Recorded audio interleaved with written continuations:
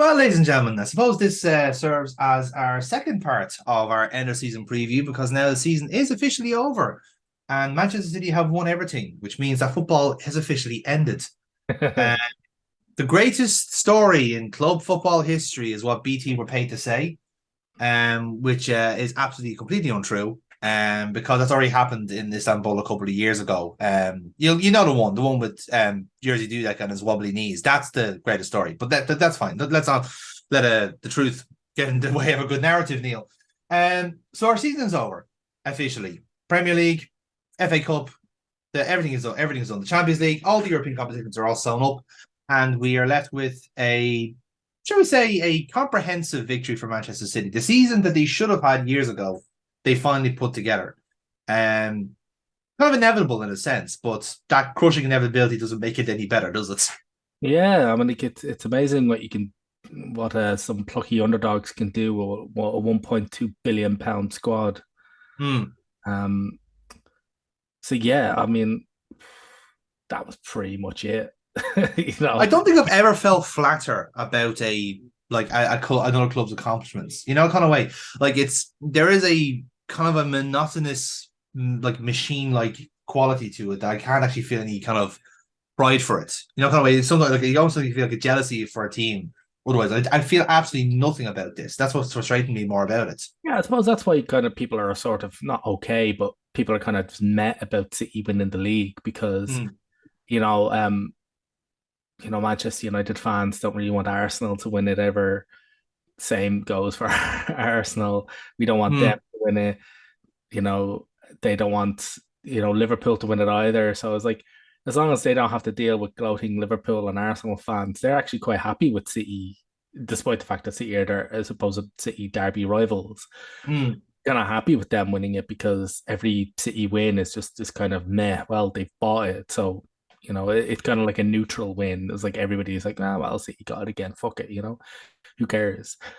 Um, Yeah, that kind of mirrors how I feel as well. It's like, I can't relate to the human accomplishment of this team because, as you said, like the sheer amount of money it's made to amass this squad, and let's face it, okay, there are individual stories in there. Like you can accept that Haaland went to the club because his dad played for it. That's a fair call. I don't mind that as such, you know. But like, of course, he's going to go there if he's I being could, paid 40 yeah, million a month. exactly. I could accept it, but it's not the truth. Like I would accept No, a it's a story, narrative. Yes. the narrative, and it's one with a core of truth, and all the Hmm. best lies have a core of truth to them. Yeah. Yeah, his dad did play for the team, but like his dad was a fucking plodder. Like Hmm. that wasn't any good. Um, so yeah, that's it. But he was always going to go, regardless whether or not his dad played for City. He was always going to go there, like because Hmm. they're the ones who can pay him the ridiculous amounts of cash. Like even before he went to City, he was already one of the most moneyed athletes on the planet, and he'd not won anything. He was always like 20. Yeah. He hadn't won anything, and simply because he just goes to these places that pay just obscene salaries because hype. I mean, like he's a very, very good player, but it wouldn't. I'm like we said this when he signed for City. It wouldn't. I wouldn't surprise me if like his contract was like 45 million quid a year. For Hmm. City. Yeah, like that's what annoys me when you say, "Oh, we only got him for 60 million" type of nonsense. We everyone knows that's abundantly false. Yeah, You exactly. know. That's the thing. Like, and people always chime in and go, "Well, all right then. Well, if he only it was 52 and a half as a release clause for Hmm. Dortmund." People are always like, "Well, why did nobody else go in from then?" Like, you're telling me no other team on the planet had 60 million quid to fuck Yeah, around at that particular moment? No. Well, because no other team would countenance paying his agent 15 million quid, paying his dad another 10 million quid, and paying him probably around about a million quid a month, maybe. in a month, I think it's average now. Yeah, exactly, and that's not Very including good. all the goal bonuses, That should performance have been 20, bonuses. 25 Yeah. million quid a year, I said earlier. But yeah, like that's the thing. Like that's the reason why they got him and nobody else did. They spun the narrative that, oh well, his dad played for our club. He grew up in a City jersey. He didn't really. Um, It was Leeds actually. yeah. Yeah. So, like that's the narrative they spun. But the reality is cash money. Um, Hmm. they can pay more of it.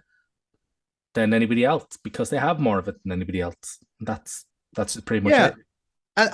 and this is the thing about it is that like it's I always I find it very profound that like, and I go with this like a what kind of stuck with me was the kind of the very sycophantic nature of people kind of like accepting this like just this very crystallized form of football. And I'm thinking again, it's very easy to make football when you're living in a financial paradise. It's very easy for Pep Guardiola to make a Barcelona team that can rule everything when you have access at the time to a limitless amount of funds and the best Spanish like talent in the world. When you have a midfield of Xavi, Busquets, and Iniesta, your team is naturally going to be better. You know, kind of way.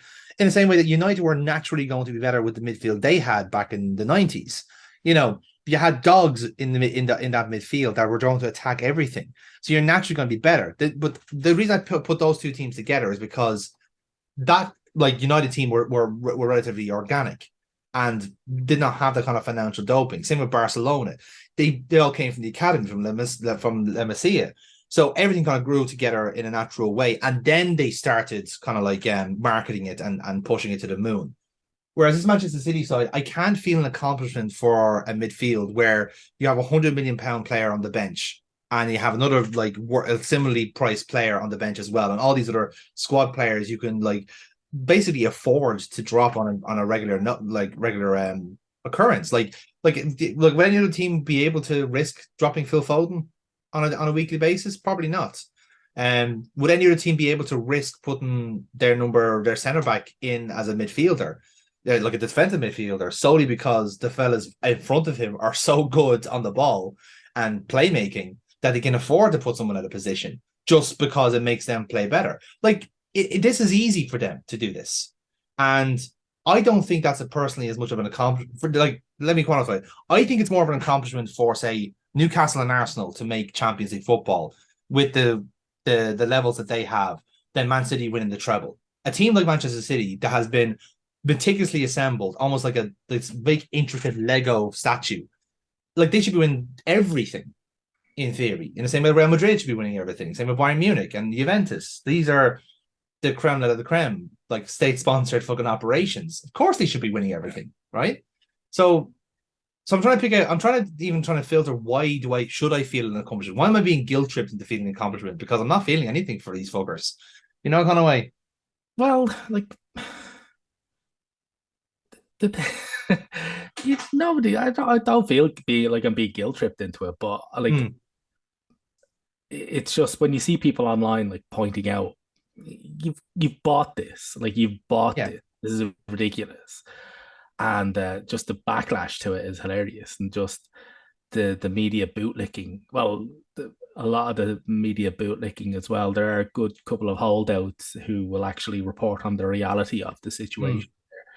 So but it's just total sports washing, and that's all this really is. I mean, it was pointed out, I think, by our blog.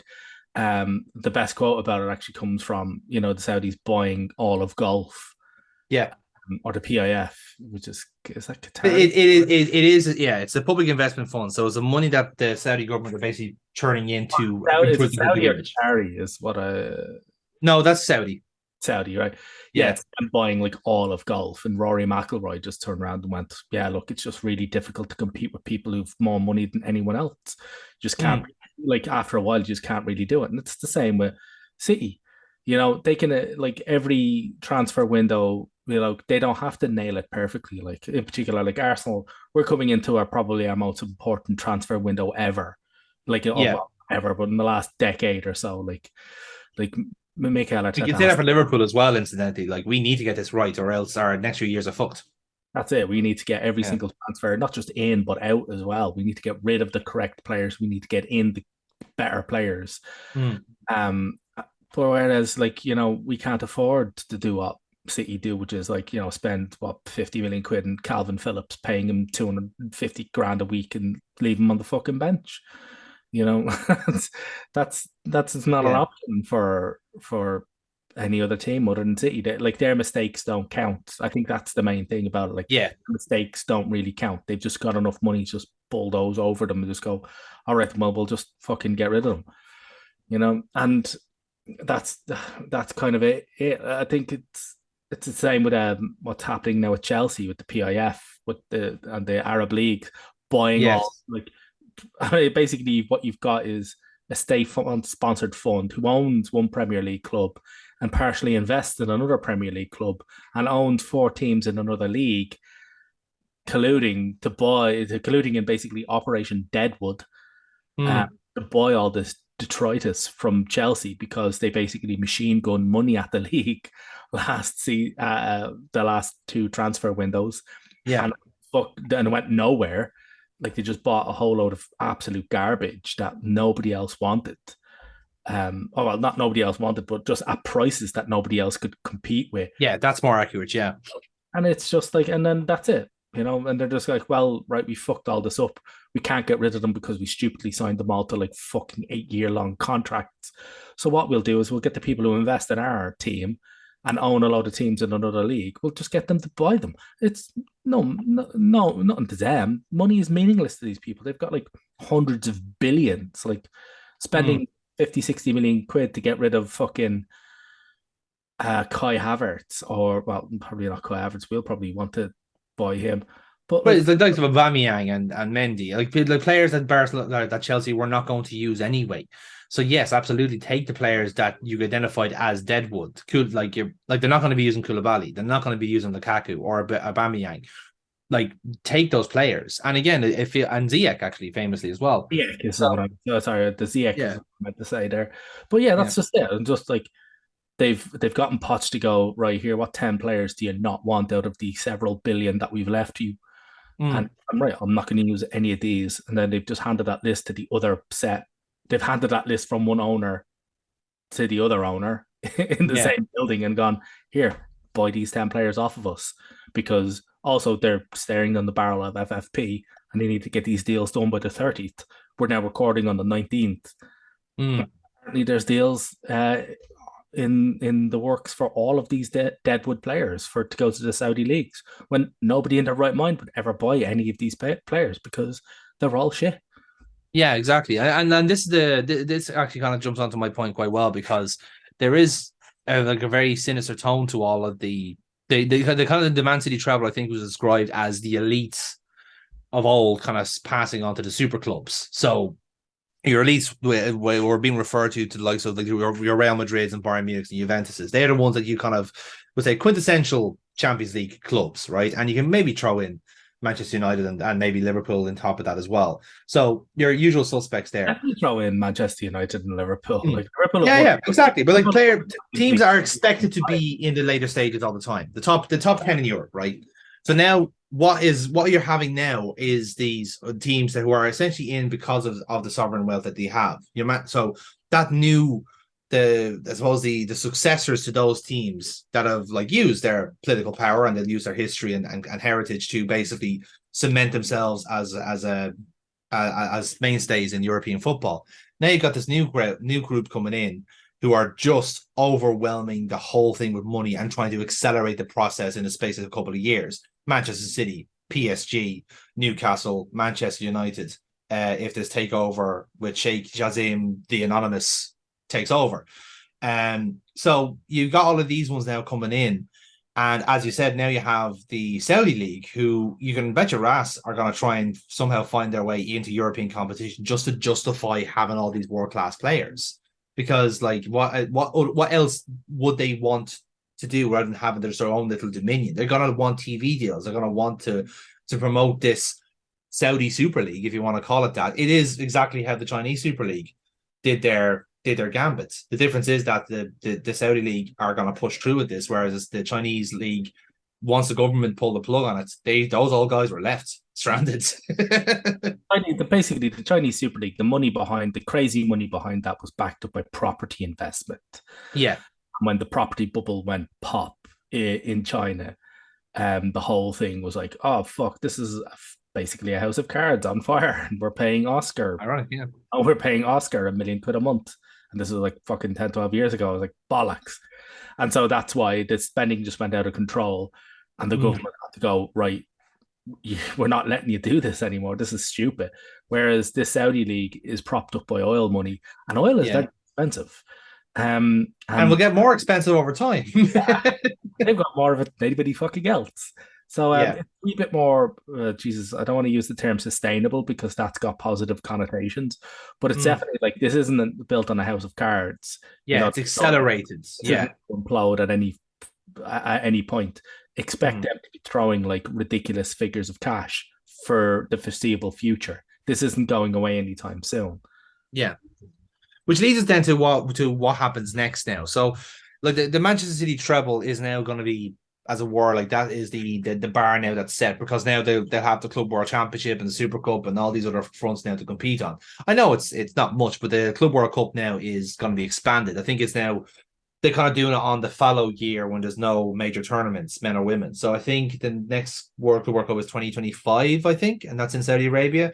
So basically, the winners and semi-finalists of all major competitions are all getting lumped in uh, over the next couple of years. So I think Man City now qualify, which actually ironically bumps Liverpool out, to which we're going, oh no, please, no, I hate to have another international tournament that means nothing to us. Oh no, please, no, by all means, take our spot. We don't give a shit.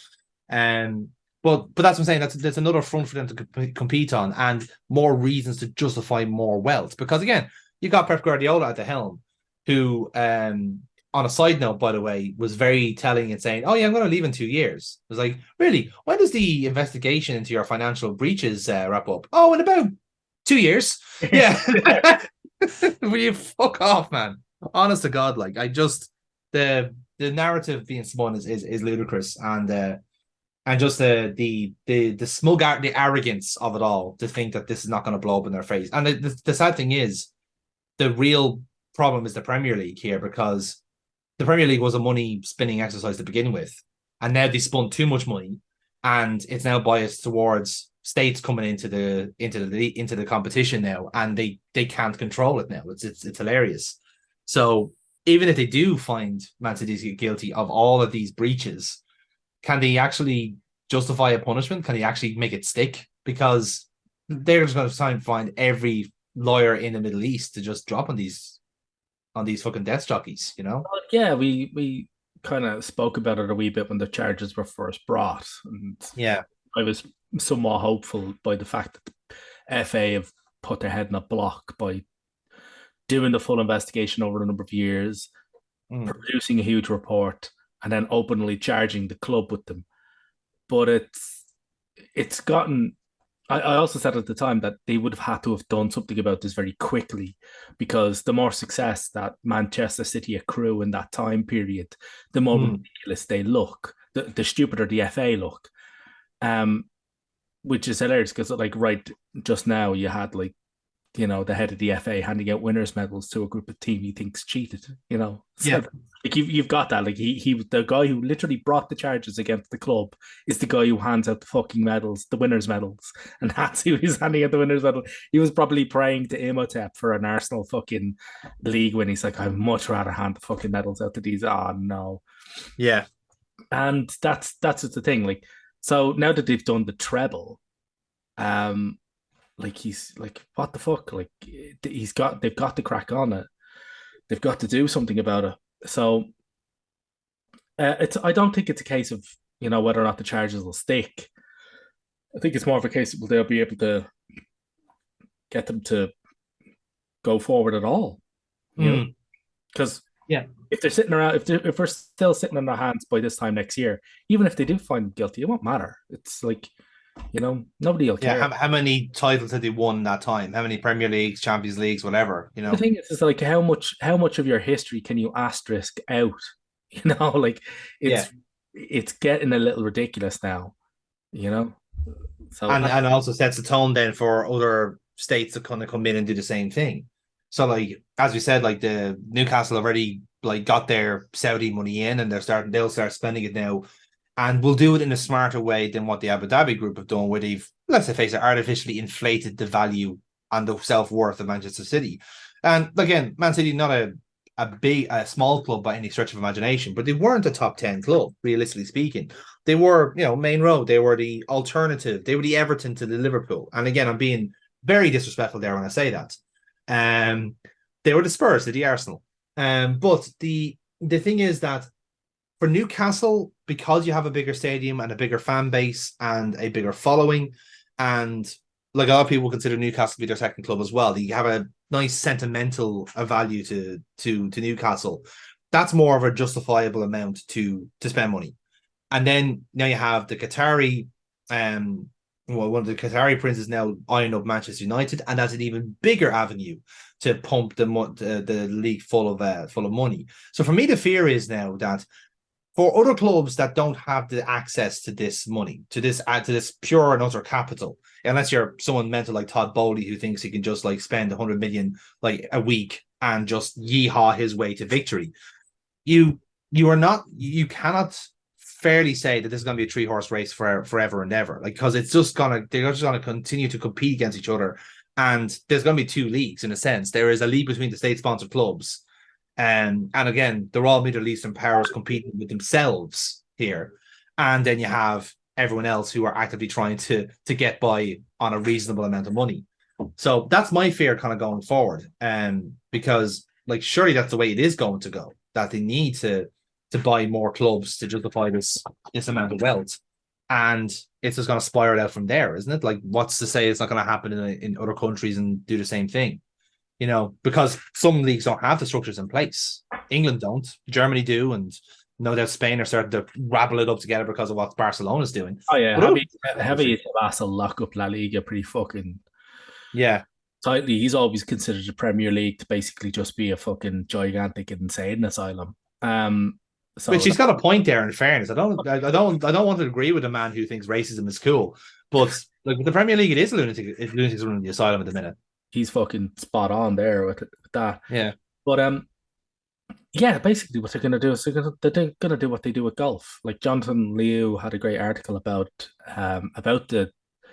the LIV PSG not PSG PGA merger, and he's Hmm. like, this is basically like, if you're surprised by this is basically what they want to do with all sport, you know. Yes. So now I'm like, you've got all of professional golf have to take Saudi money. I'm like, you if you don't want to take Saudi money in golf, you can only retire. That's Yeah. all you can do. All you can do is fucking retire, and that's it.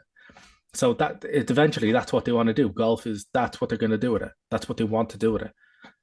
Is Hmm. basically just buy all the teams. That's it. I'm like, they've got loads of different family members in the royal family. Just get them each to buy a fucking club. You Yep, know? exactly. And again, they can just legal their way around any kind of arguments, going, well, it's actually this where it's different arms of the royal family with different funds and different capitals. Legal around it. It's just the FA are beholden to money. They're not Yeah. beholden to clubs. They're not beholden to sporting integrity. They're not beholden to anything. They're beholden to money, and these guys have got more of it than anybody else. And that's Hmm. just basically it.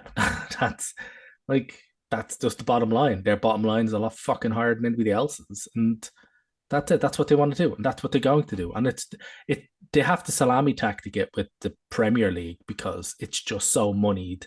The scrutiny is quite large, and also it doesn't really work as well. It's not as concentrated all in one place like with golf. But they'll Hmm. still do it. They've got time. Like, be aware, this isn't about making money for them. This is about sports washing. This is about Yeah. PR. This is about soft power.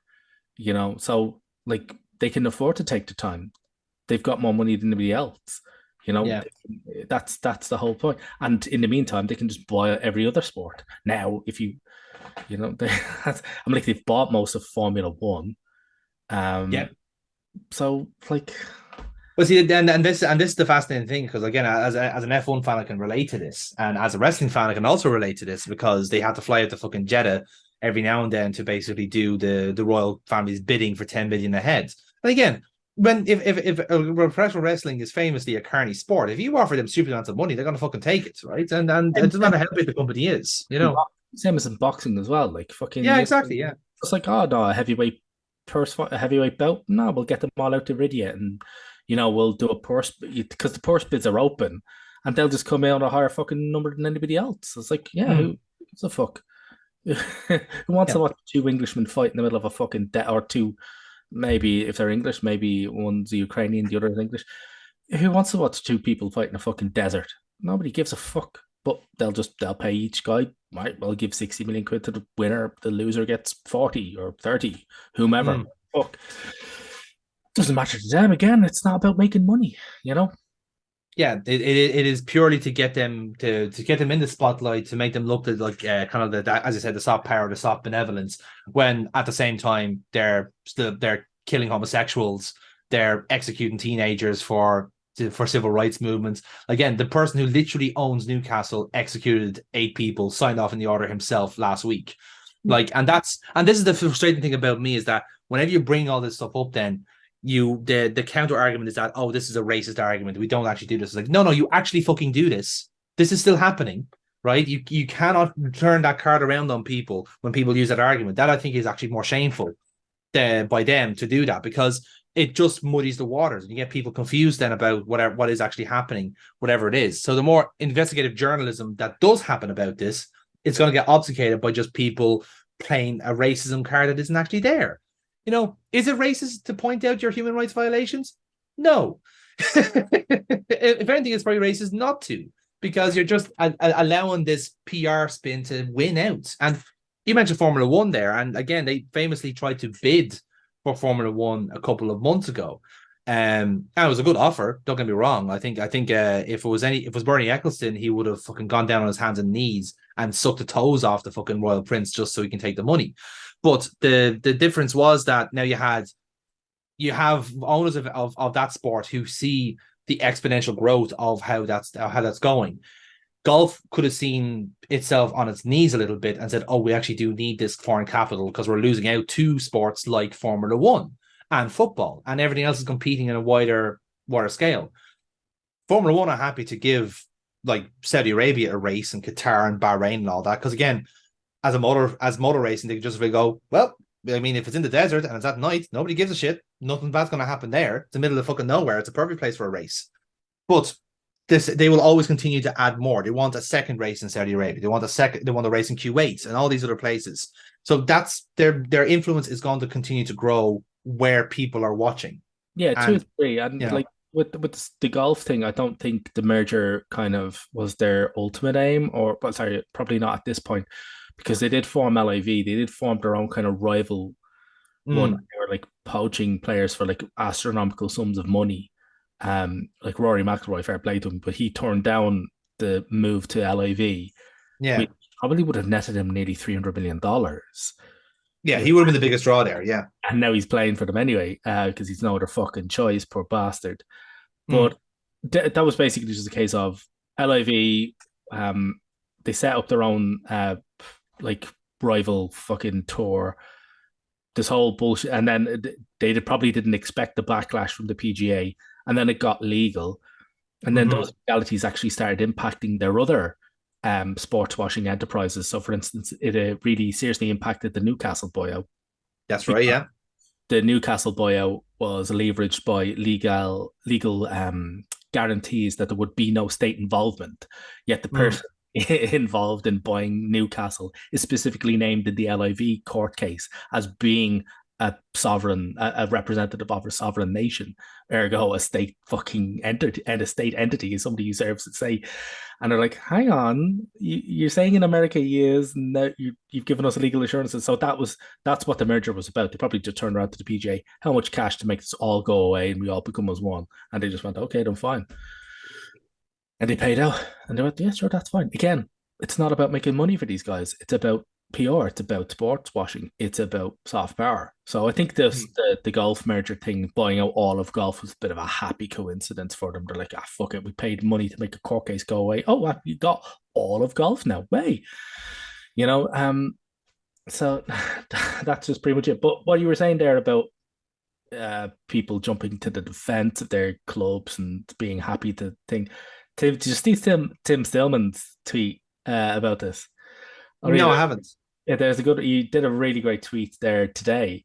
Actually said one day a Premier League club owner is going to say, "I made and continue to make my money from child trafficking." Actually, and a lot of the fans of that club will say, and a lot of the fans of that club will say, the kids want to be trafficked. Your club's kit manufacturers, sweatshops, and agents. You can't complain. And a journalist will write about it, and the fans of the club will say, "Why didn't you write about Manchester City?" And that journalist will quickly demonstrate that they wrote extensively about Manchester City, and we'll all die inside more and more and more. you know, and the fucking backlash is Mm. holy the fuck. So he followed it up today with a thing I learned regrettably today is that lots of football fans on Twitter are apparently very enthusiastic about defending completely hypothetical child traffickers.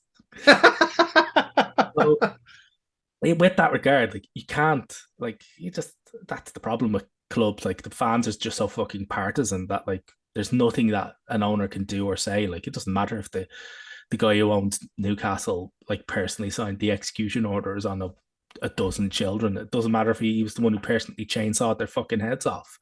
They'll still Mm. be, wearing those stupid fucking hats and dancing around, and I can't remember what any of the garb was called, but they'll still be dressing up like sheiks, to Yeah. celebrate. Like they don't give it, like fans just don't give a fuck. So you can't.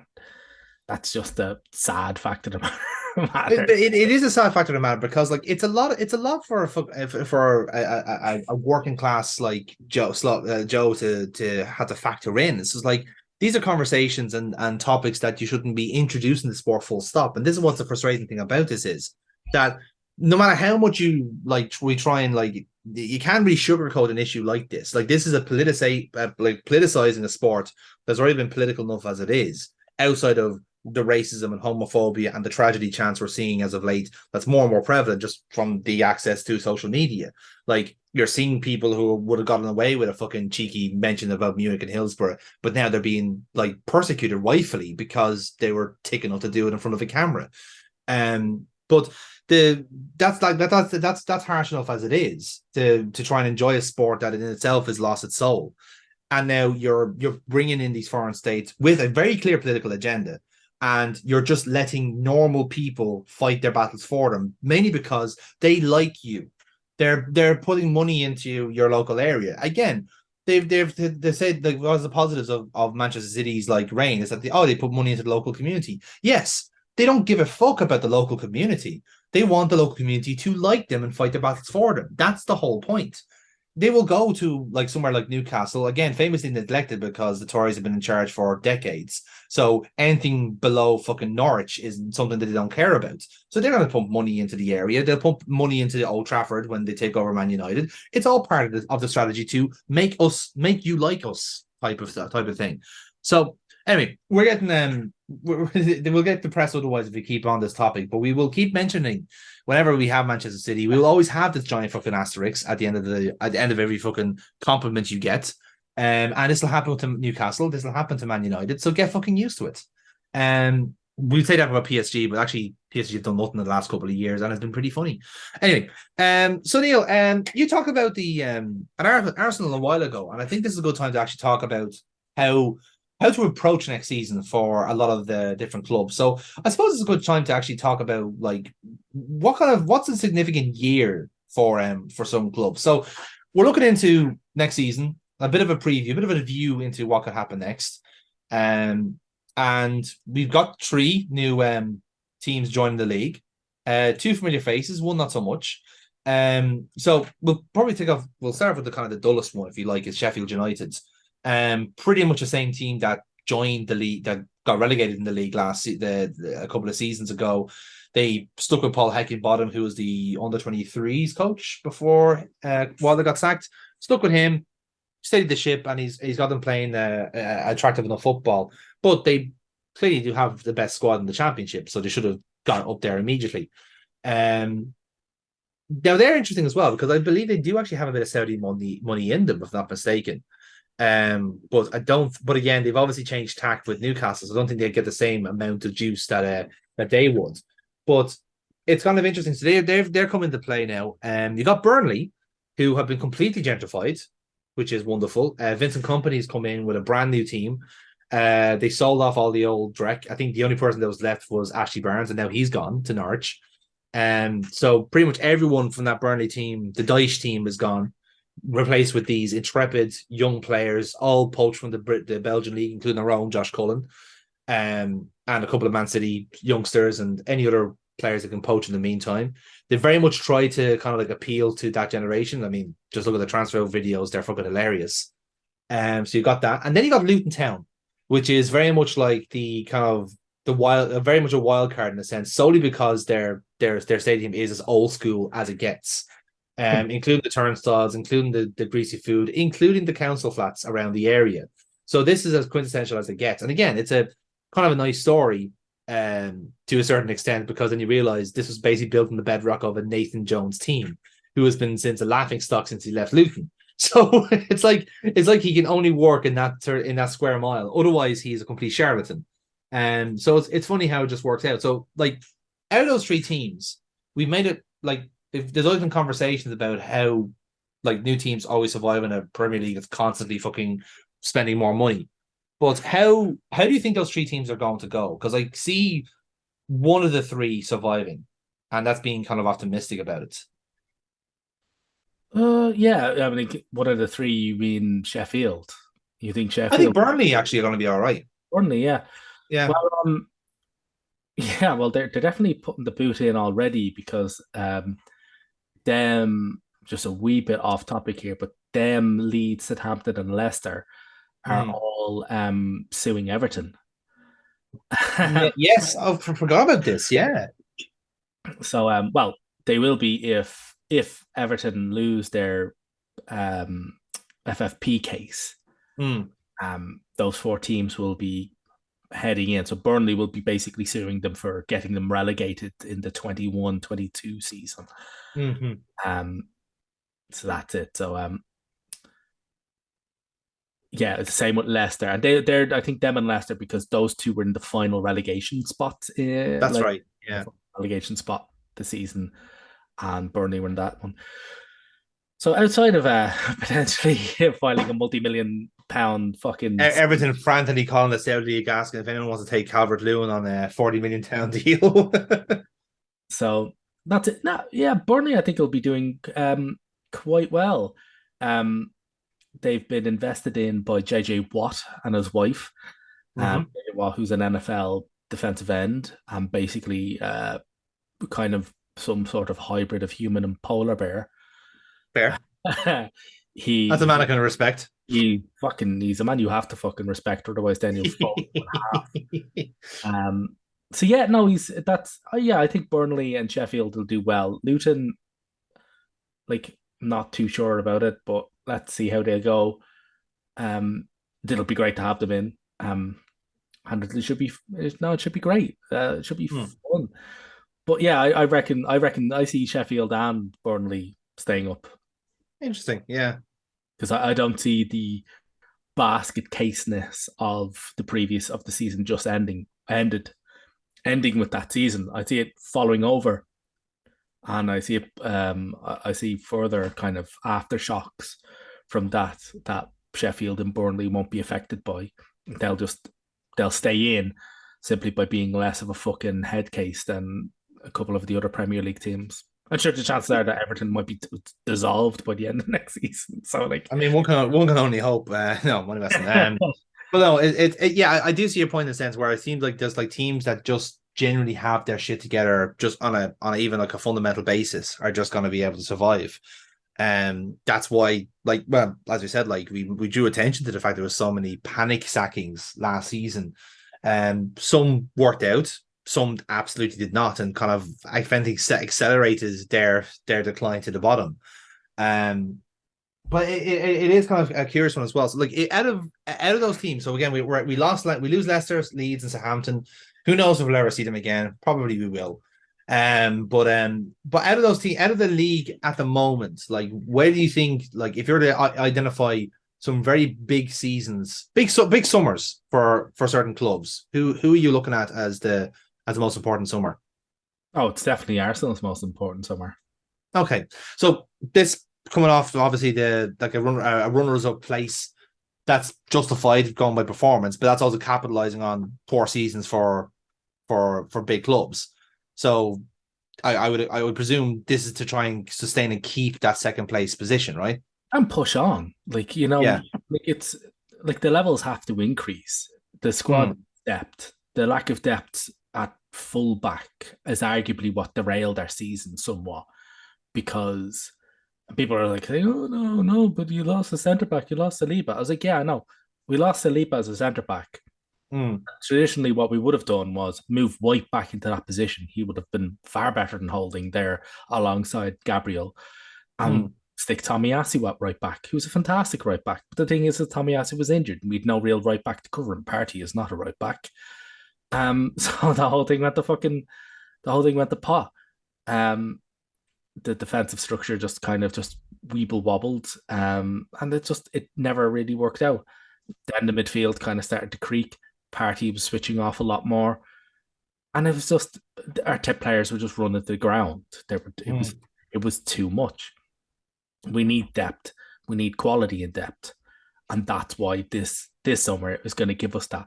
We need to go from ostensibly a squad of maybe about 14, 15 players to a squad of about 20. So Um, you're looking more quantity than quality, really, or both. you're trying to get a mixture, yeah. Need both. We need absolutely need both. Like pretty much our starting 11 is kind of nailed down now, depending on certain departures.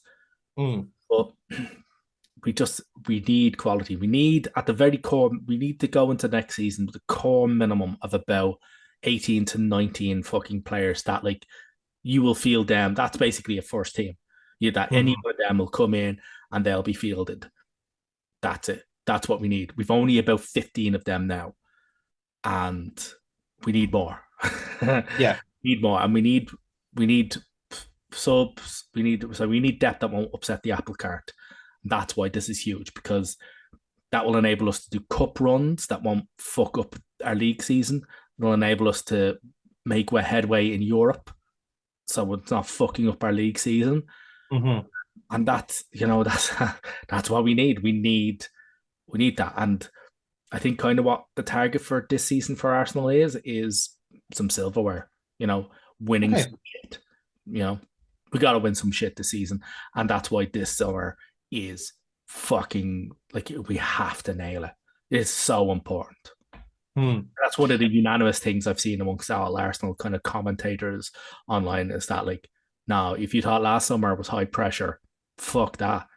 This is it. This is the nail biter. Like every single. That's why Arsenal are being like so unbelievably scrutinized because everybody know how important this is for us. You know. Hmm. Yeah, and like two names that have come up as a kind of like as a proverbial top of the shopping list have been Rice and Havertz. And like one of those names I can 100% agree with, considering you're expecting to lose Xhaka and Partey. Xhaka definitely gone to Bayer Leverkusen, and Partey presumably to gel to sell Block H. But Well, we don't know, but there is concrete. It's been speculated that there's concrete. There is concrete like evidence that he's going to be going that or that Arsenal are shopping him around at the rare yeah, point. So yeah, so I'm like losing two of those. That's great. So well, in Jackie's case, it's less great because he's coming off the back of probably his best season ever for probably us. the best season. Yeah. Yeah, So evidently you need Rice. That's kind of the fundamental principle there. He is going to need to be your marquee signing. The yeah. Havertz signing confuses me a lot more because it's the same kind of pattern again from Arsenal where they take in a cheap signing from Chelsea, something that Chelsea don't want or can't get the best out of. Um, like we've had this before with Jorginho, with Willian, with Czech, although Czech worked out quite well in the end, but David Luiz famously as well. I think Jorginho's worked out pretty well, and like You think so? he's definitely surpassed my expectations of him. Okay. The thing about Kai Havertz is that he's quite a talented player that Chelsea were playing sort of out of position. So Mm-hmm. people were saying, so I've heard him being, oh, you don't need a nine. Like, why are you fielding him as a nine? It's like he's not going to be fielded as a nine. We're not going to field him as a nine. He's a crap as a nine. His downturn in form at Chelsea coincided with him being fielded as a nine because they couldn't put anybody else there. They couldn't get Lukaku, or well, Lukaku was shy, and they couldn't trust Aubameyang there. So they were fielding him. He's crap as a nine. He's garbage as a nine. I fully agree with that. We don't want him there as a nine. He'll be played as a kind of eight. He'll be played as a left eight, sort of. Even the player himself has says this. I see myself more as a midfielder who runs into the box an awful lot. And Mm. Yeah, cool. That's an 8 or a 10. But I doubt he'll be fielded as It's kind of what Odegaard does at the minute. It's kind of like a late arrival into the box. to a degree. It's what Odegaard did, is what Aaron Ramsey did a lot for us as well in that Yeah, mercurial season. Like he had that perfect timing where it was a late run that caused absolute fucking chaos because he would wait until the opposition defense had completely set itself. And yeah. then and then he'd run in. So everybody's like, right, I've got him, I've got him, I've got him. Great. And then he barrels in. You're like, who the fuck's picking him up? And everybody's like, shit. And that's the chaos he drives. And then you intensify that chaos by slinging the ball in at that point, and like everybody's shitting themselves. Um, so that's it. So Hmm. yeah, I mean, to be honest with you, I'm not questioning anymore. Like if Arteta wants him, get him in. I'm not questioning Arteta anymore. I'm done with it. Hmm. I personally don't see the Havertz thing. Um, I really hope we don't pay what Chelsea want for him, which is about 75 million quid. Fuck that shit. To Particularly be when fair, with these Saudi deals, that price might come down now. You yeah, never know. especially when the players openly said, well, I'm not signing anything else, which is I want to sell Yeah, me.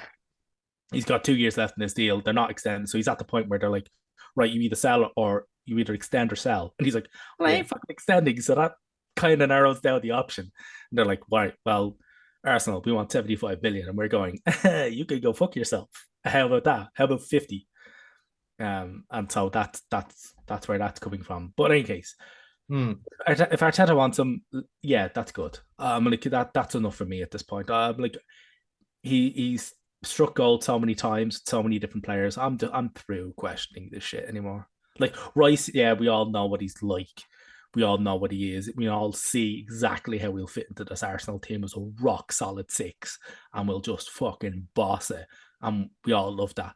Havertz is a little more difficult to say, but there's no way we're spending this type of cash money without a solid idea of how he's going to fit into the squad. Hmm. And like I said, is that the actual? Like I said, we can accept the Rice being a number six again. This is a position that has been an issue for Arsenal for years anyway. But you mentioned fullback, for example, being a crisis position. With like as I said, Ben White slotting in, Tommy Asu doing that as well. And I know they kind of like worked around it with the three box tree and kind of made it work. But like surely you want some depth in that position as well, then sure. Like and then obviously like having Jesus and Nketiah as your two main striker options. Is that enough for a Champions League campaign at all? No, we'll need other signings. So Romeo Lavia is another one that's mentioned from Southampton.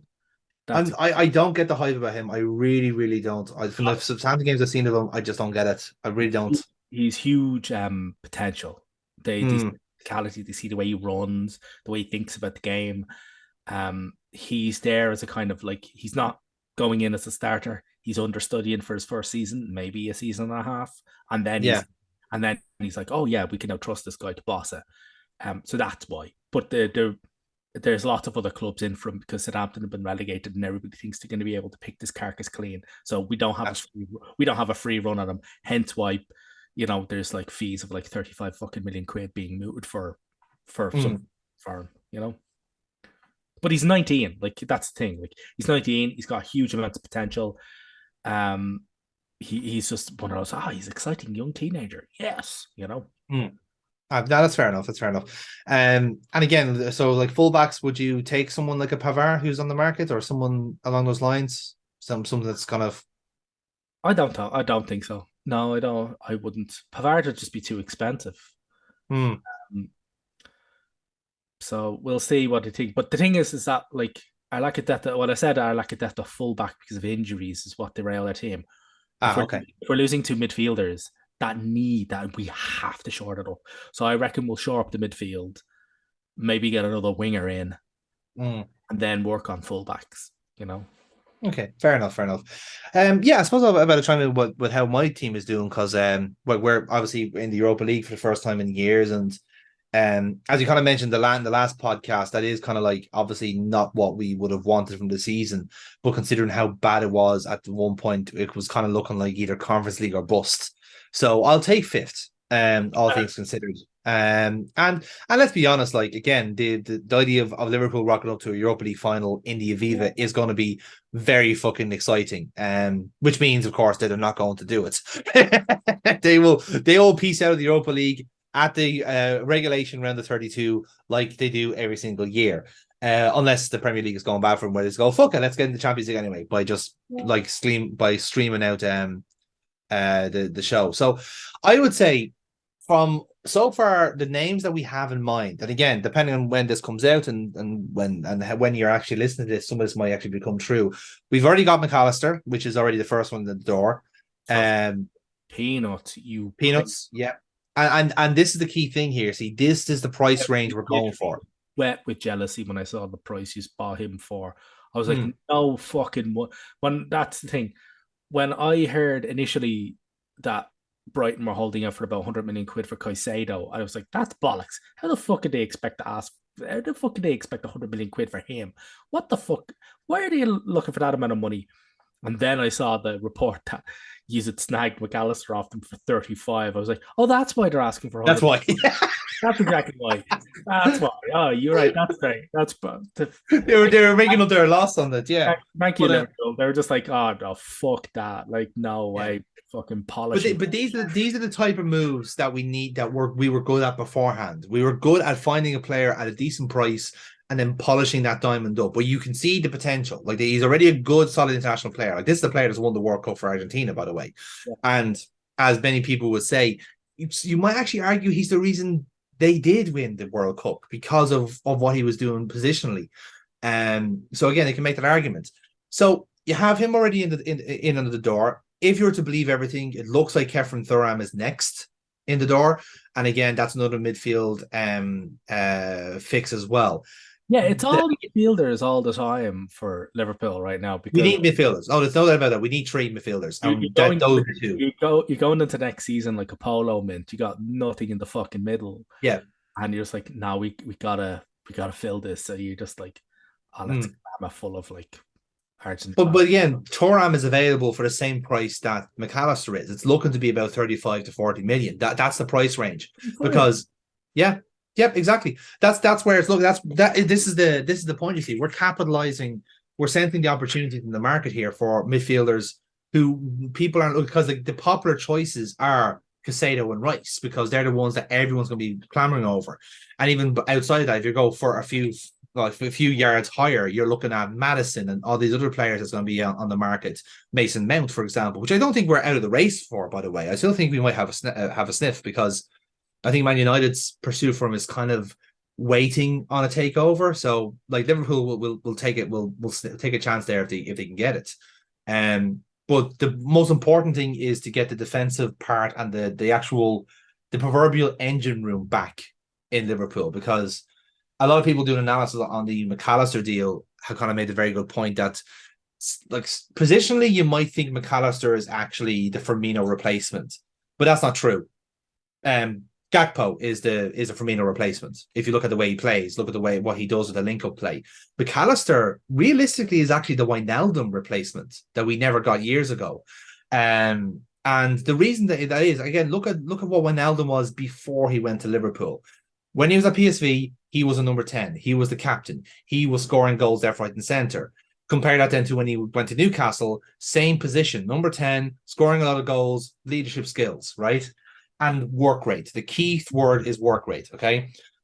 Now you look at McAllister and his big positives are the work rate and the tactical versatility. He can play anywhere in that kind of top half of the field. Whereas I think Liverpool would like him to be.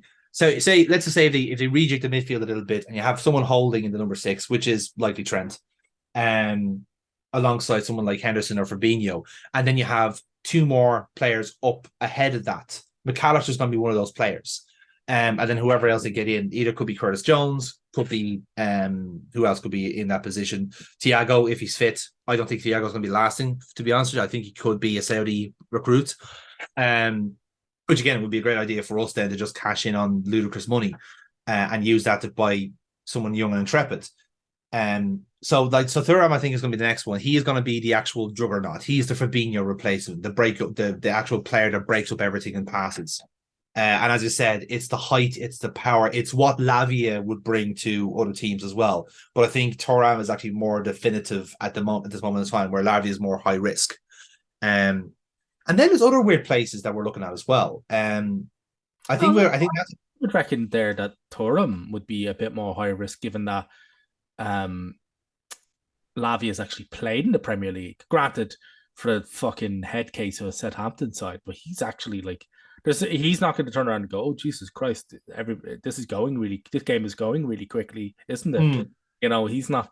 That's not going to be it for him. Whereas Turam, by the way, I'm not shitting on this. Like yeah, yeah, no, I understand, yeah. he's Mm, talented. It's also actually weird that his older brother, Marcus, is actually available on a free as well. So you could probably still mm. bag both Turams for. I wouldn't say no to Marcus, to be honest. I really wouldn't. He says, is it doing really fucking well? For who's he playing for? It was for Mönchengladbach, but they just couldn't afford to keep him. Yeah. For Mönchengladbach, yeah. So like you could definitely do that. Mm. But any case, so yeah, just when you were saying about risks there, I would say Thuram is more of a risk than Lavia. Maybe. I think they also just look at I think there is again it's always the metrics and the big difference here as well is that there has been the change now in the sporting director, whereas it was Ward who was Now Michael Edwards, you've got the grumpy old man, isn't it? Shad. Jorga Shadik, yeah. Yeah, So I have he's a no idea funny how to one. pronounce that second name. What the Yeah, fuck? Shadwick or something like that. So Shadik or something of those along those lines. Very Bavarian name. So I am butchering it. So I apologize for that. But the key thing with him is, and I suppose the biggest takeaway is that he is an eye for talent, but he can sometimes get it wrong. Well, it's a bit unfair because he was behind a lot of resurgence clubs in the Bundesliga. Hanover was one of his projects, and most famously was Wolfsburg, who are now back in the Champions League. But that's off the back of players that have kind of built a spine, basically. His pros seem to be in defensive and midfield requirements. Whereas with forwards, the famous case was him selling Victor Osimhen from Wolfsburg to Lille for a cup price 7 million because he didn't think he was good enough. And of course, look what's happened since.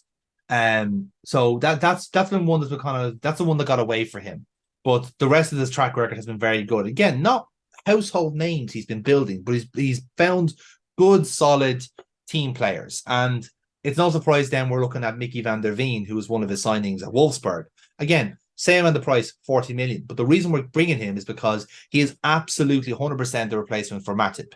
Ball playing defender, fast on the cutback on the run back, and he's able to do striding runs. So he is clearly designed to replace Matip. If Matip goes the season again, potentially the Saudi League, I think they'd be looking to set someone like him in.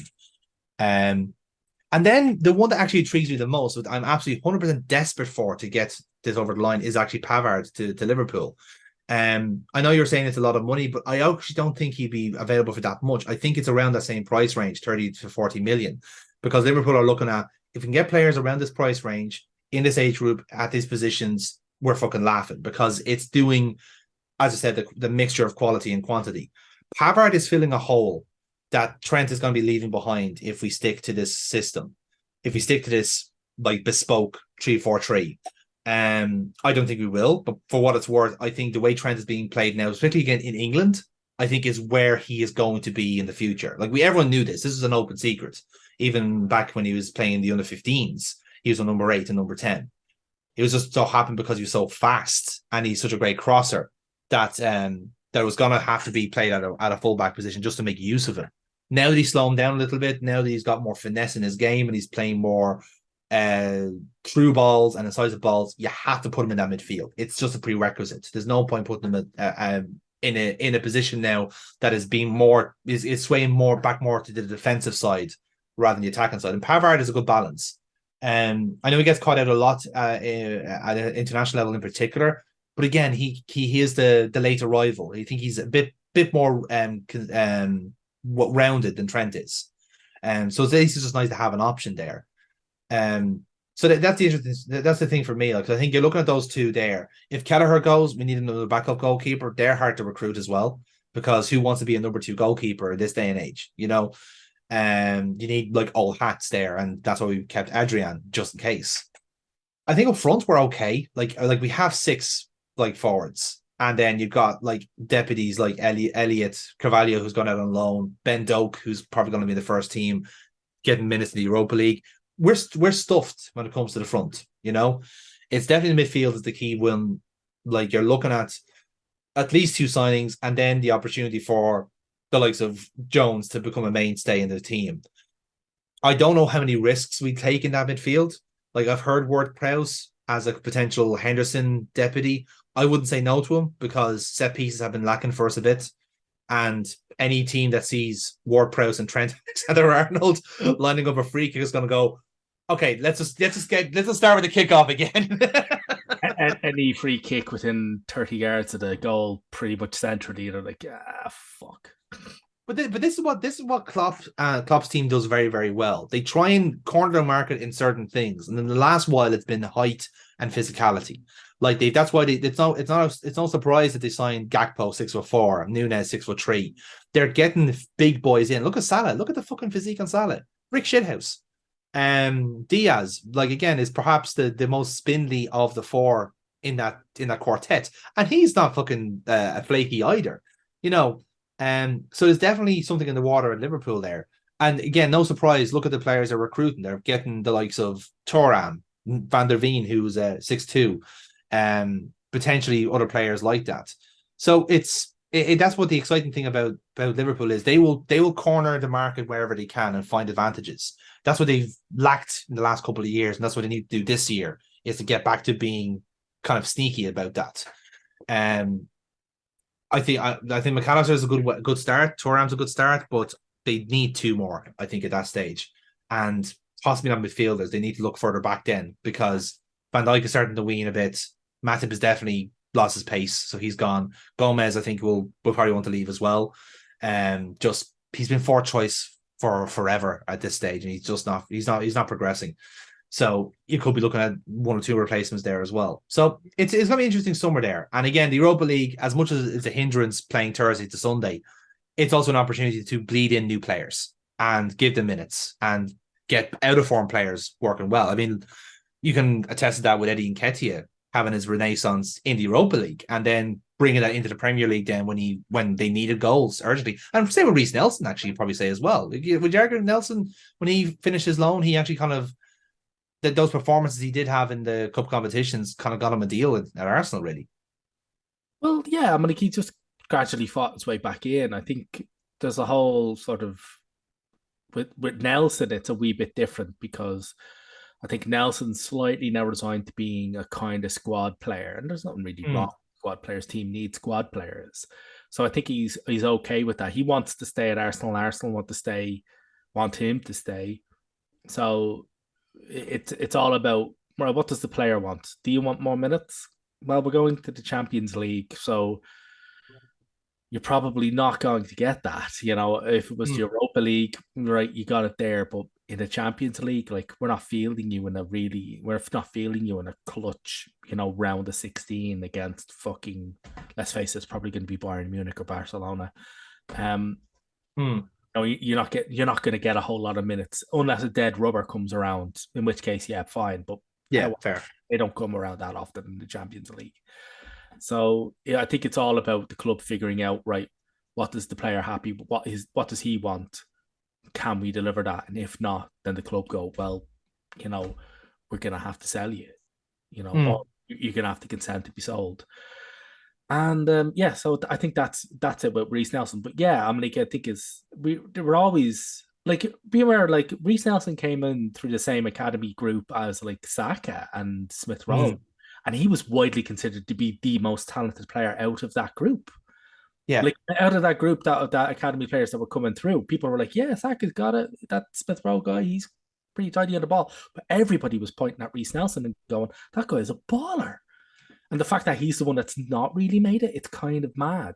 I think that I'd say his career stall from the injury and a loan that didn't really work out, one previous loan that didn't really work out well for him, I think has really caught a lot of people. I reckon a lot of people lost a bet on Mm. him, but he wants to stay and he wants to fight. And same with Smith Rowe as well. Like, it's West Ham and I think Brighton have been making overtures to Arsenal about Smith Rowe, and he's gone, Mm. no, as long as he's like, I'll be at Arsenal as long as I'm wanted at Arsenal. And if I'm not wanted, that's when I'll leave.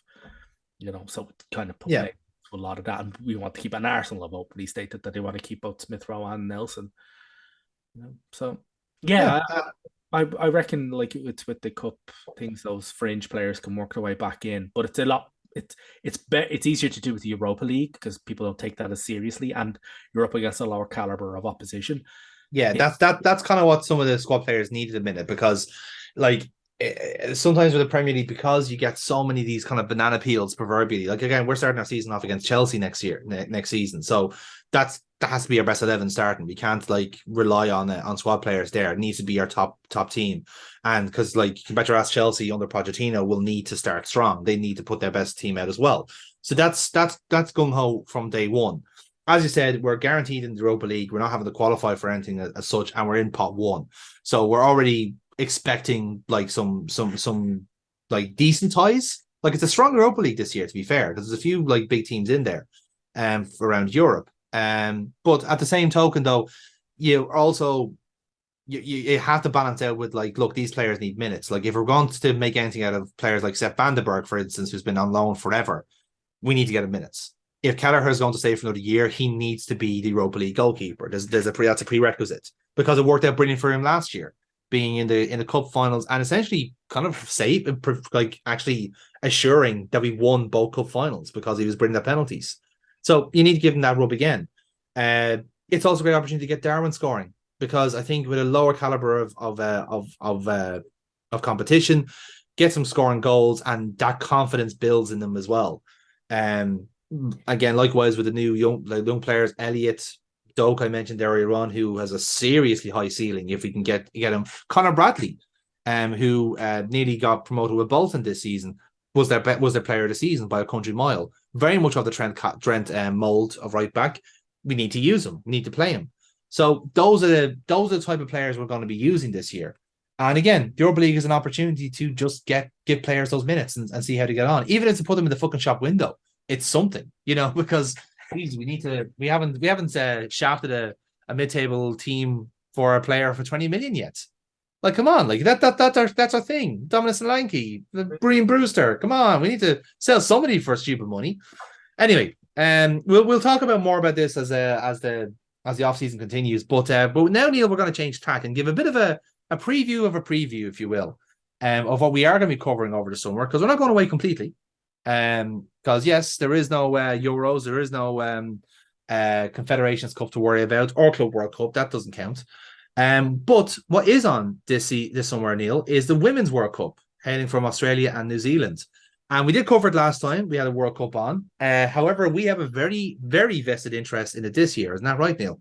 oh yes, because we're in it.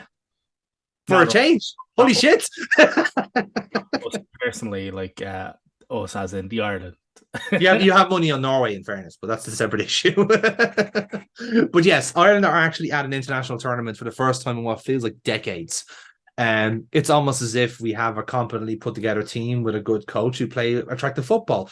I wonder, I was only 3-0 against Gibraltar? I suppose it's all right. Anyway, we can leave it at that. So let's talk about the competition as is.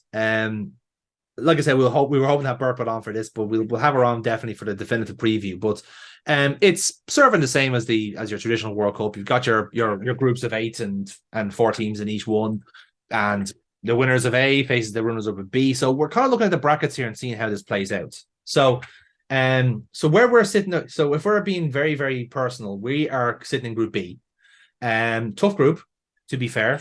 Perhaps one of probably what people recognize now to be the Group of Death, considering how resurgent we've been. Although again, you might argue Group B is actually the Group of Death. I don't know. Or perhaps Group G. Anyway, Group B is the co-host Australia, us, Nigeria, and Canada. So, 4 very different teams there, 4 very different styles, but also 4 stupidly talented teams. And unfortunately, 2 can only progress. So, how like Australia famously have Sam Kerr in the team, and any team with Sam Kerr is going to be brilliant. Canada, who have always been an historic force in women's football, and have kind of recently had a few issues with pay and so forth, but that seems to have ironed out now. Whether you think that has an impact on the team or not is up to your interpretation. And of course, you have Nigeria then, who again are kind of a victim of the seeding a little bit. Will obviously pose a different challenge in its own right, just from an athletic, a physicality point of view, more than anything else. So three very different challenges, Neil. Like I have cause for optimism, but how do you think we're going to do in this competition? Is the knockout stage possible for Ireland? Yeah, very much so. The group's not ideal. I'll fully agree Hmm. with that. Um, Australia, yeah, as we said, they've got Sam Kerr doing Sam Kerr things. But they are overly reliant on her, and her fitness has been kind of wobbly. So, Hmm. her fitness is a major concern to them. So, but they have beaten England. um, Hmm. but that they're losing to Scotland. So they've got ups and they've got downs. If we can catch them on a down, we can do that. We're not exactly dog meat either. I mean, we had a long unbeaten run. Our two losses to America, arguably one of the best teams on the planet, were very narrow. Yeah, like we played quite well, and again, they were like experimental matches in a sense. We were trying out new players and seeing how they were for the squad, like, and we're going to be doing the same against Zambia and France. It So, went really, really well. Like there were narrow losses to America, who were fielding full strength teams at the time. mm, So I'd be surprised if a lot of coaches, particularly the ones in our group, weren't looking at those games and going, "Okay, then we can't write off these girls. Like this is going to be it's going to be tough." Canada, you were mentioning the pay dispute, how much that takes out of them. I reckon they've had a good few injuries. I reckon that'll take a wee bit more out of them. that's also very true. Yes. Yeah. Um, they're coming off a loss to France as well. So also nobody really knows how the Canadian team's going to look come the end of the summer, or come the Mm, start of the tournament at the end of the summer. So it's a bit awkward with them. But again, not imperious, not bulletproof. There's holes, there's definite weaknesses there, and we definitely have the players to exploit that. And Nigeria are coming off a really disappointing Cup of Nations. mm. Um, so although they did beat New Zealand, so yeah, I mean, again, all of them they're coming off of major disappointments, bar maybe Australia, but then again, they're Sam Kerr reliant. Mm. Our fitness is wobbly. It's exploitable. So I'm actually quietly optimistic for this. We're going into this right. We're coming off the back of two narrow losses, but two very losses that you can take an awful lot from. We're going into this, I think, on a high. Um, the sentiment is everything's way behind Vera Powell. Mm. There's a lot of support there. I don't think the knockout stages are beyond us. I really, really don't. And I'm not just saying, oh, if we get lucky. No, I reckon we've got the skill to do it. I actually think we'll be unlucky if we don't hit the knockout stages. Yeah, you see, I was cautiously optimistic when I saw the draw myself, and again, I was kind of working with like, well, look, again, bum draw to be kind of being with some of with the hosts in a sense. So you're always going to be playing second fiddle, to them. But like I said, I'm looking at Canada, and I'm looking at like there's a potential weakness in there. Again, this is a Canada team that's still playing Christine Sinclair, maybe not every game, but she is running. She is at 40 years old now, one of the best players to ever do it. But she is still playing, and she's still in the squad. And again, there's no like shortage of talent in there in a sense, but it's a choice to keep her in the squads and potentially to play her. So again, there's opportunities there. I think what Ireland's greatest like advantage is, and especially from watching the girls play even at home in Tala for the last couple of years, is their tactical ability. Like they are one of the best drilled teams I've seen in both sports, in both men and women's for a long time. A lot of it has to do with the defensive structure. They play a very disciplined way, always a back five, and then in possession, the wing backs then just move a couple of yards and become midfielders. It's very simply done, but it's hard to train if you don't know what you're doing. And thankfully, Vera Pauw knows exactly what she's doing because this isn't her first fucking rodeo. She's very experienced, and she's a product of the Dutch footballing generation. She knows how to play this way. Yeah, and thankfully the players also know. And again, Mm, it's that solidity that really stands to you, particularly in international football. And it's a yeah, solidity exactly. that if you look around, even in just to the, I'm like, we'll focus just on the teams in our group right now. but like not a lot of the teams have that. I'm like Australia don't have that at the back. You know, No, a they've lot of got them are very top heavy, which kind of suits us in a sense because I suppose our like our outside of like now we have great forwards in a sense where like we have Katie McCabe, of course, who plays left back for Arsenal, but internationally she's a left wing. But we're not known for our forwards, is the point I'm trying to make. Like defense, we would be scouted as a defensive team, is what my point I was going to say there. oh yeah, yeah, like well organized, hard to beat, that kind of thing. Yes, exactly. Yeah. For the statement. But my point is that like that's you'd much rather have that than a top heavy team. And Hmm.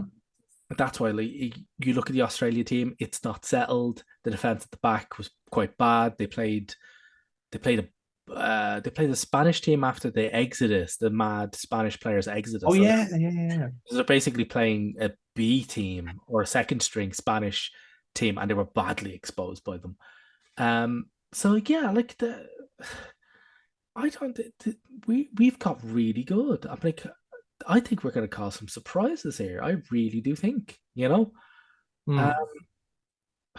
that's it. Like I reckon if this team fucking goes for it, we can not just get out of this group, but get out of this group in a really good position. Like, you know, I, Yeah, I I think even that, and this will come in the conversation as well. I think it is actually important that we do, like, I like our first game is against Australia, which is tough enough as it is. Like, I could certainly, and we've held them to a draw before, and we hosted them at the Tallaght Stadium a couple of years ago, and we held them to a draw.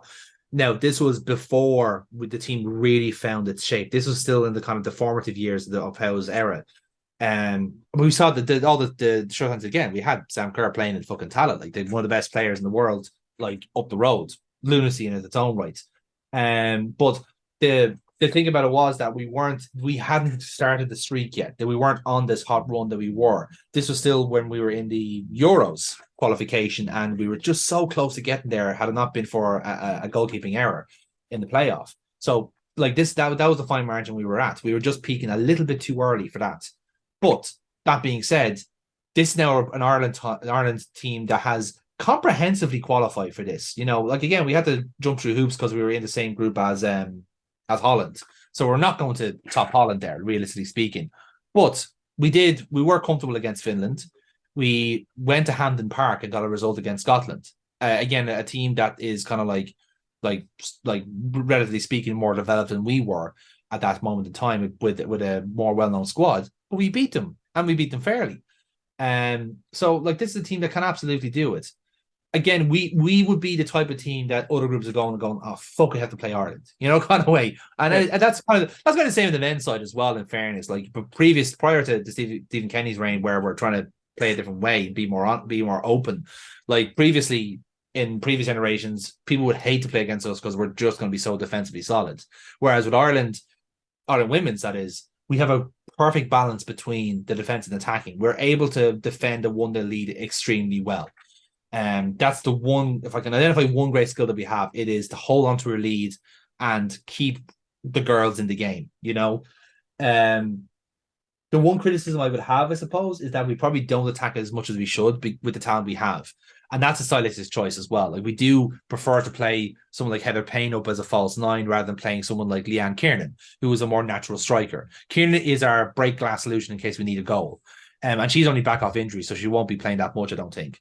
But we get a lot of goals midfield. So we get like Lily Ag scored a very important goal against Finland, and she was only starting in the team. So you got all these other players coming in now. And again, McCabe is a source of our goals. Louise Quinn, Anya O'Gorman now, who's tearing up trees for Rovers at the moment, and whoever else potentially makes a squad in that time. It's a very young squad in itself. It's a very, very exciting team, but also so many experienced heads in there as well. It's a great balance.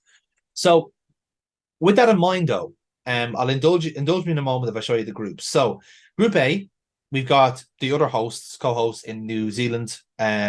Their first match is going to be against Norway, which is a cracking game to start off the World Cup, by the way.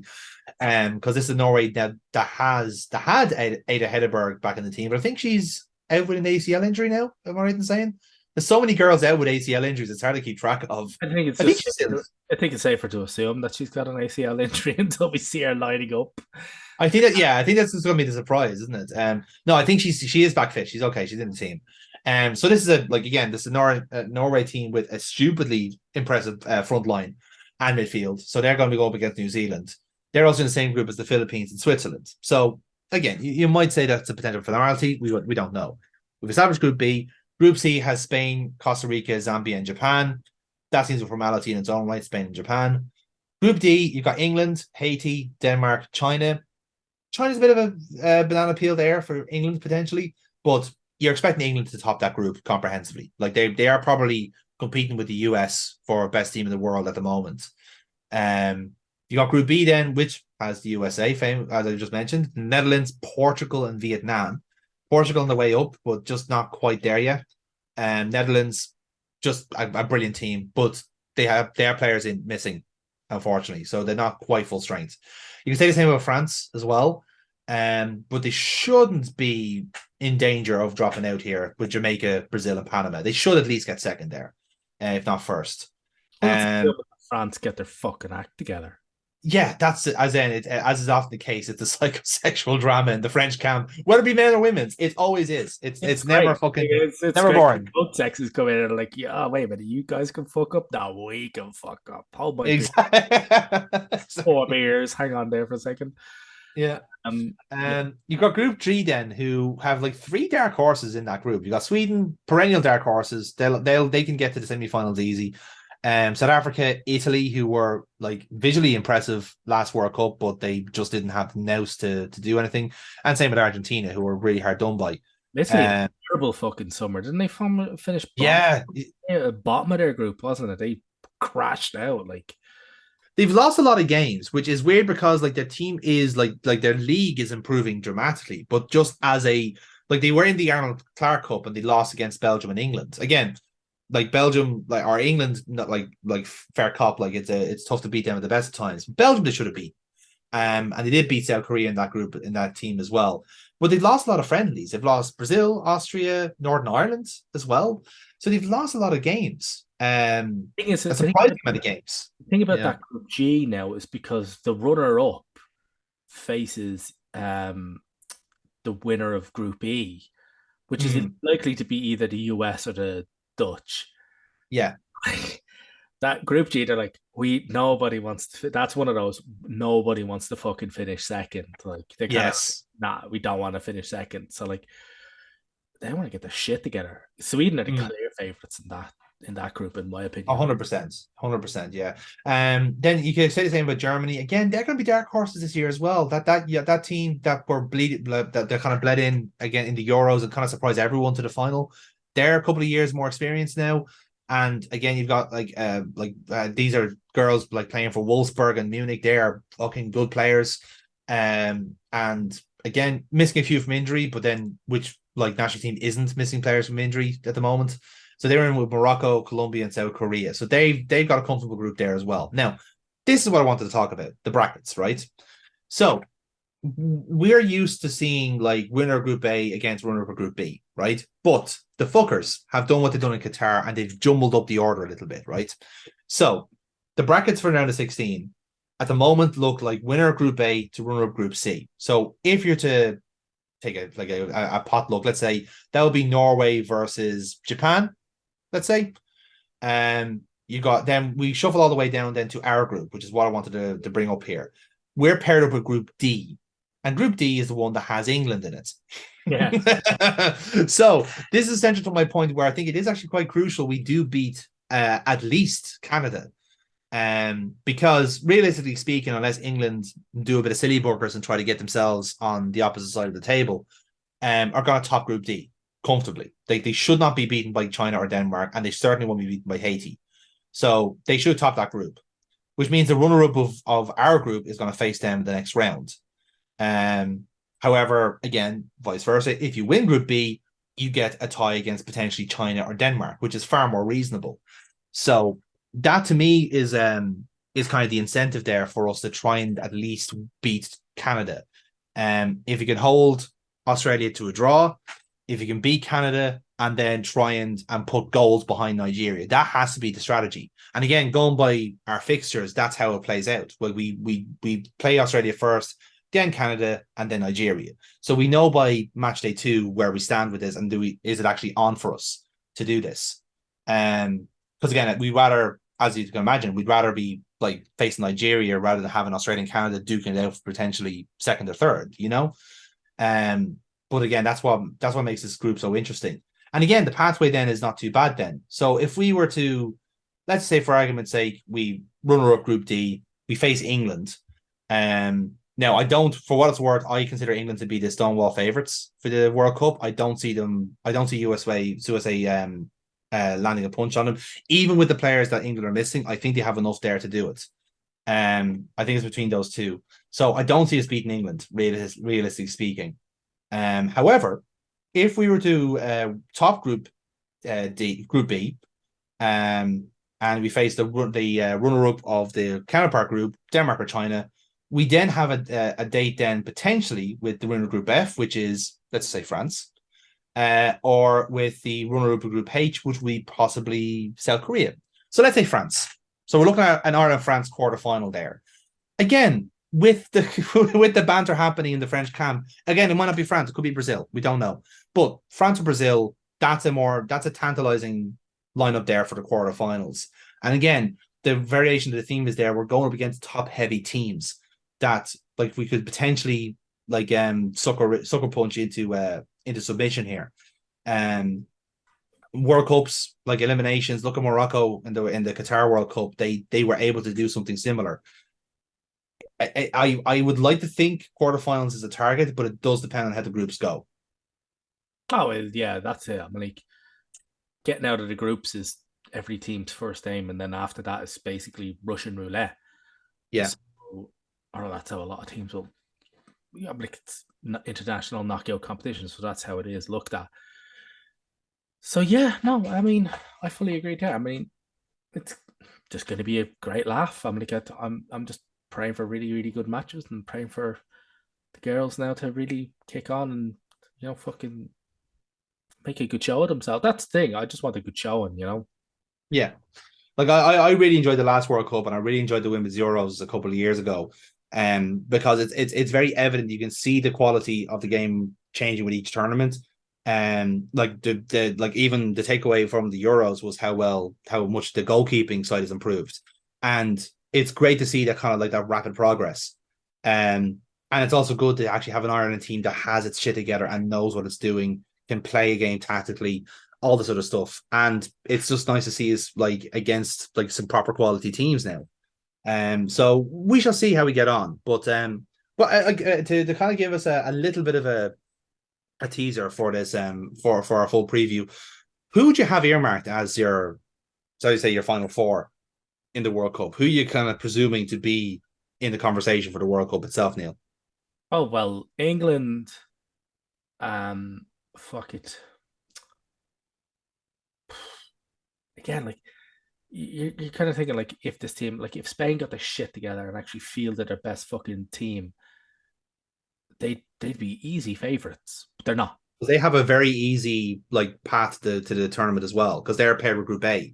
Yeah, So they've got a yeah. smooth run to the quarters if they could just get their shit together. Sit Mm-hmm. ditto France. Could they get their shit together? Yeah, maybe. But fuck it, I'll go with England, Germany. I like Sweden with their pedigree, and